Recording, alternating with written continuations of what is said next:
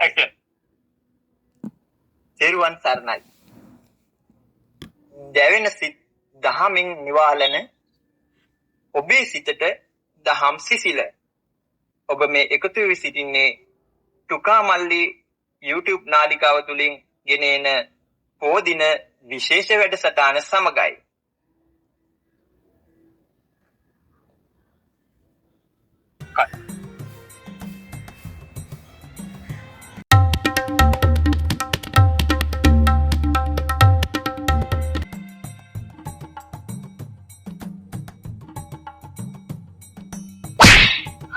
Sadu, sadu, sadu.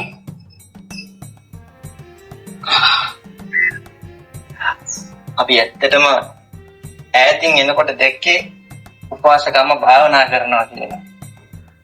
ළඟට එනකොට තමයි ගොරෝන සද්දෙත් එක්ක උපවාසකම්ම ලොකු නින්දක කියලා තේරුණේ. අනේ නෑ දරුවනේ. මම මේ සිල් ගන්න ඇවිල්ලා කවදාවත් නිදා ගන්න උපාසක අම්මා කෙනෙක් නෙමෙයි. මම භාවනාවේ ගැඹුරම තැනට ගිහිලා හිටියේ. ඒකයි පුතේ.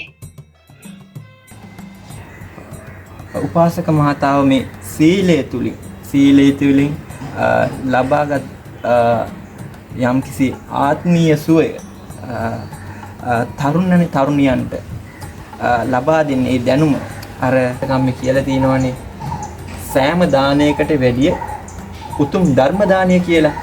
ඉතින් සීලය තුලින් ඔබතුමිය ලබාගත් දැනුම මේ සමාජ මාධ්‍ය ඔස්සේ තරුණියන්ට ලබා දෙනවා නම් අපි ඊටමත් කැමතියි. මුලින්ම අපි කතා කරන්න ඕනේ පංචශීලය පිළිටවන විදිය. එතකොට මුලින්ම අදින්නා දානා වේරමණී සික්ඛාපදං සමාදියාමි.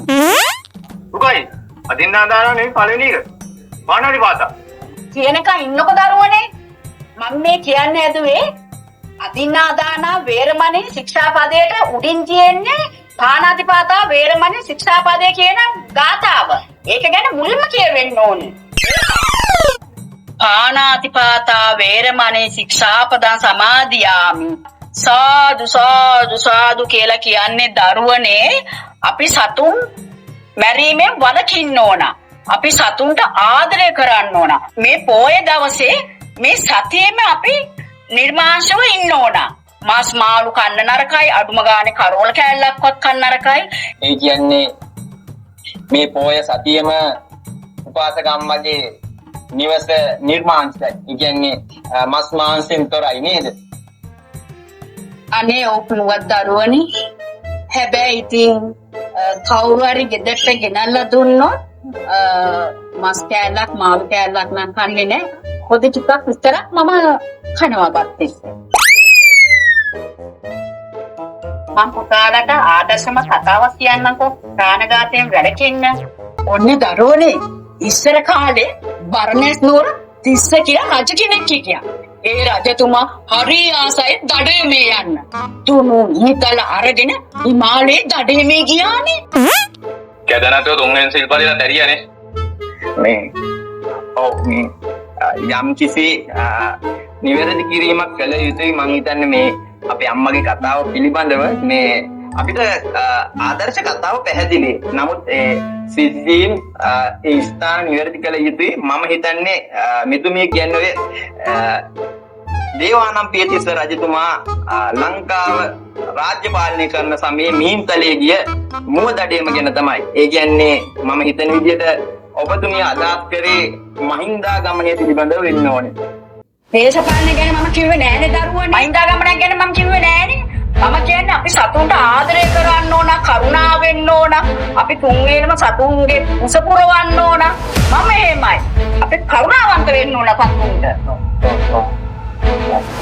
ඊටමත් හොඳ මේ දයාව කරුණාව දිරි උපාසක අම්මා කෙනෙක්. මට විනාඩියක් දෙන්න පින්වත් දරුවනේ.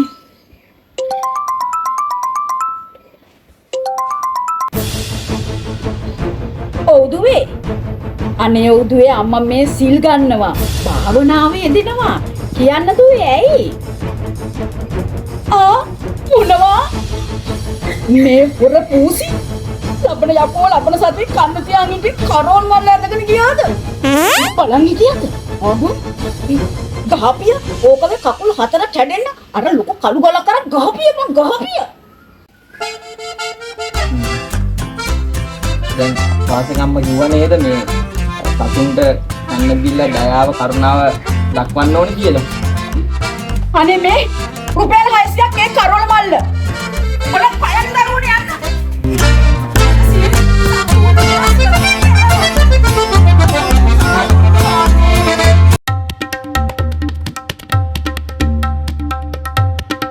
නැවතත් එක්වන්නේ ඔබේ සිතට දැහැම් සුවයක් සමගින්. ඉතින් වාසක මහත්තයා අපි කැමති මුලින්ම දැනගන්න ඔබතුමාගේ නම, ඒ වගේම ඔබතුමා මේ සීලය තුලින් උකහාගත් දේ මේ සමාජයට දෙන්න කොහොමද? සලාපතේ මම මේ පන්සලක් පරස වචන මේ අසත් වචන පාවිච්චි කරන්න එපා. ඔබ මේ මොනම මට කිව්වා කියන්න ලැජ්ජා මට. කමන්නේ මට කතා කරන්න. අනේ සමා වෙන්න මේ මමද කහාගත යුතුයි කියන්නේ අර ඔබතුමා ලබාගත් දැනුම කියන එක. ඒ කියන්නේ වෙන අර්ථයකින් මගේ පොඩි කනේ පොඩි ඔබ්ජෙක්ට් එකක් තියෙනවනේ ඒකයි මේ මගේ නම කුමාර පණ්ඩිතරත්න. මම මේ වෙසක් පොයේට සිල් ගත්තට මේ පොගේ මාස 3-4 වෙනා මට සිල් ගන්න හැකියාවක් තිබුණේ නැහැ රාජකාරී බහුල නිසා. ඒ කියන්නේ මේ අවුරුද්දේ අද තමයි මේ වෙසක් පොය දිනේ තමයි ඔබතුමා උපාසක මහත්තයා මුලින්ම සිල් ගන්නේ නේද? ඔබතුමා කිව්ව කතාව හරි වෙසක් පොය කියන්නේ හොඳයිනේ. යහමින් දාන ලැබෙන පොයක් නේ වෙසක් පොය කියන්නේ ඒකට සිල් ගත්තා කියලා කිසිම ප්‍රශ්නයක් නැහැ නේ. උපාසක මහත්තයා මේ මම වගේම මේ බලන් ඉන්න ප්‍රේක්ෂකයොත් කැමති ඔබතුමා වගේ පඬිත රත්න කෙනෙක්ගෙන් මේ ඔබතුමා සීලය තුලින් ලබාගත් අර ඉවසීම කරුණාව කියන ගුණයන් ඒ කියන්නේ ඕප නොවීම ඒ වගේ ගුණයන් ප්‍රගුණ කිරීම ගැන විස්තර ටිකක් දැනගන්න. ඔබට පුංචි උදාහරණ කතාවක් කියන්නම්. එක්තරා කාලවකවානුවක රාතන් වහන්සේ නමක් භාවනාව යෝගීව වැඩ වෙසෙන කාලයක එතන ඉහළින් යන අලව්‍යකා. අලව්‍යකාට හිතනවා මේ රාතන් වහන්සේගේ පුරහඳක් වගේ තියෙන තට්ටෙට ටොක්කක් කරලා ඉවසීමේ ගුණය ශ්‍රද්ධාව පරික්ෂා කරන්න. අලෝකයක් තමා වෙන්න මේ නිවැරදි කිරීමක් කළ යුතුයි මේ පඬිත රත්න උපාසක මහත්තයා. අලව්‍යකාන්නේ අපිට ඔබතුමා දේශනා කරන කතාවේ සිද්ධිය අවබෝධ වෙන හැටියට මාගේ දැනුම හැටියට එතනින් ගිය යක්ෂයාගේ නම පිළිබඳව මට නිවැරදි අවබෝධයක් නැතත් මම හිතන්නේ ඔය භාවනා යෝගියෝ හිටියේ මහා කාලන මගේ මතකයේ නිවැරදි නම් මහා කාලන කියන රහතන් වහන්සේ නම. එහෙම නේද? ඒ පුතා ඒ නිවැරදි කිරීම ගැන බොහොම ස්තුතිවන්ත වෙනවා. ඉතින් පුංචි වයසත් එක්ක මේ අපි වයසට ගියාට පස්සේ පොඩි පොඩි ඩාම් ඩූම් මේ වෙනවනේ. ඒ සයිතේ ඒ උතුමරි රහතන් වහන්සේට අකුණක් ඔළුවට පුපුරන වගේ තමයි ඒ ටොක්ක වැදුනේ. නමුත් යක්ෂයා බලන් හිටියා මේ හාමුදුරුවෝ දිහා. නමුත් ඒ යක්ෂයාට කරුණාව, මෛත්‍රිය, සෙනෙහස, සීලෙන් ලබා දෙන්න මේ හාමුදුරන් වහන්සේට පුළුවන් වුණා. ඒක තමයි. ඒකට තමයි සීලය තුළ ජීවිතය හැඩගස්සා ගන්න තමයි මම මේ නිරන්තරයෙන් උත්සාහ කරන්නේ. මටත් ඔය ආවේගය පාලනය කළා හැකි ඉවසීම තියාගන්න පුළුවන්. හැමදේම ධර්මයේ විරුද්ධ තමයි පුතේ ලැබුණේ. අපි ඇත්තටම කුමාර පඬිත රත්න උපාසක මහත්තයාට බෙහෙවින් ස්තුතිවන්ත වෙනවා. ඉතා වටිනා කියන හරබර දහම් කරුණු කීපයක් අපටත් මේක නර්මන සෞහර්ද ප්‍රේක්ෂකයන්ටත් ලබා දුන්නාට ඉතින් ඔබතුමාට උතුම් තෙරුවන් සරණ ප්‍රාර්ථනා කරමින් නැවතත් අපි රුපියල් 800 දීලා පොත්තු බඳගෙන ආවේ. යකෝ ඉවසීම දොට්ට පනින්නේ. මම මේ වාඩි ඉඳිත් එක දාන කාලත් ඉවරයි. දාන කන්නේ කොහොම සීල් ගත්තා.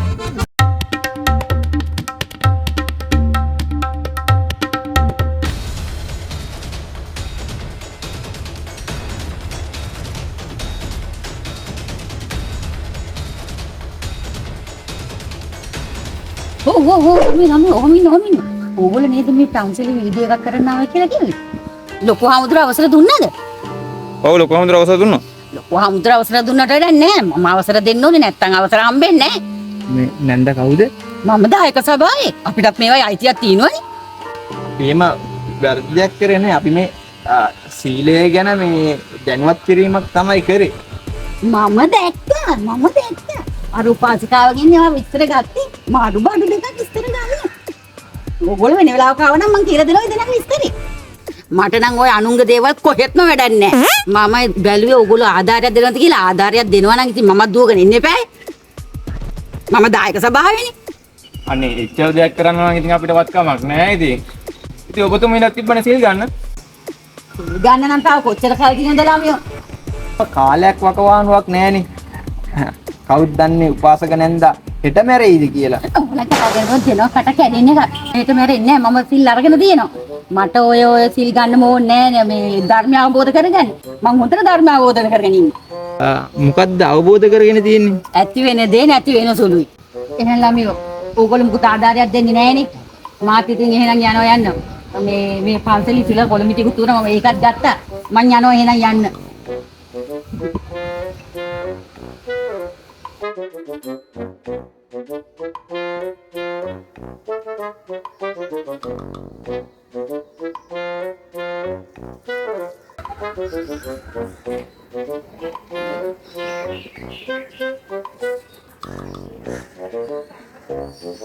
ඔබතුමිය මොකද්ද හොයන්නේ? ළමියෝ මගේ සෙරප්පු දෙක මෙතන ගලවලා තියලා ගියා. දැන් ඉනෝර සෙරප්පු දෙක නෑ. මතන කියන දෙයක් හින්දා කවුරු අරන් ගියාද දන්නේ නෑ බම් පාට කැලි දෙකක් තියලා ගියේ මම මෙතන. ප්‍රශ්නයක් නෑනේ.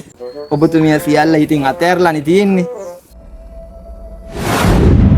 හෝ දැන් ඔබතුමිය කිව්ව නේද දැන් සියලු ආශාවන් අතෑරලා තියෙන්නේ කියලා.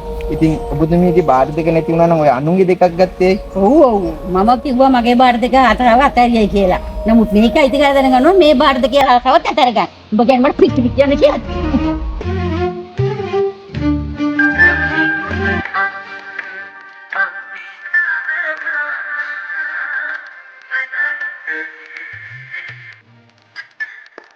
Yeah.